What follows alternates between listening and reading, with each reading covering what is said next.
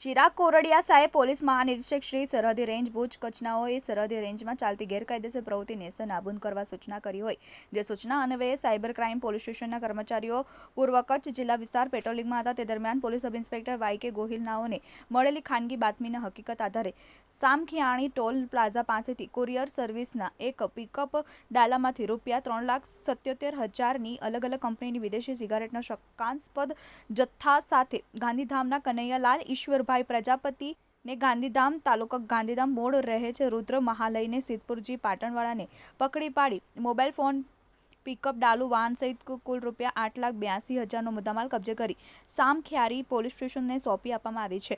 આ કામગીરી સરહદી રેન્જના પોલીસ ઇન્સ્પેક્ટર શ્રી એલ.પી. બોડાણાનાઓના માર્ગદર્શન હેઠળ police sub inspector Y K Gohil તથા સ્ટાફના માણસો દ્વારા કરવામાં આવી છે।